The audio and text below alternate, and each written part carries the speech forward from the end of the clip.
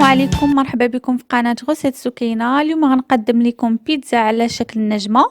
بالنسبة للمقادير كنحتاجو 400 غرام ديال الفورص او الدقيق الابيض، 400 غرام ديال دقيق القمح او الفينو، الماء دافي، 2 معالق كبار ديال الحليب بودرة، 2 معالق كبار ديال خميرة العجين، معلقة صغيرة ديال الملحة، معلقة كبيرة ديال السنيدة.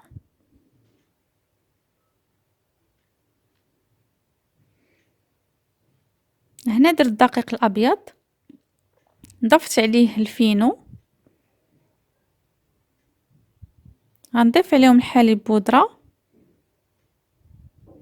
الملح والسنيدة والخميرة، وغنبداو نعجنوها وحنا كنضيفو في الماء بشويه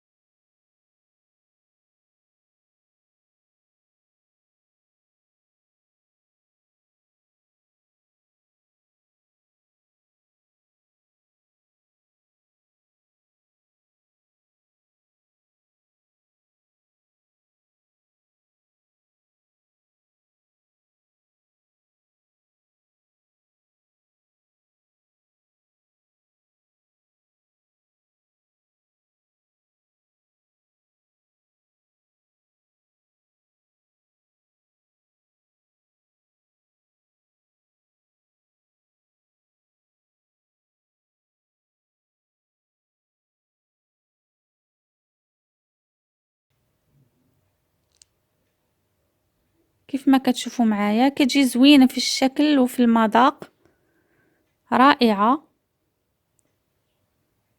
كنتمنى تجربوها وكنتمنى تنال الاعجاب ديالكم. ما تنساوش ديروا لايك الفيديو، ابوني القناة وتبارطاجيو الفيديو مع صحابكم، وشكرا على المتابعة.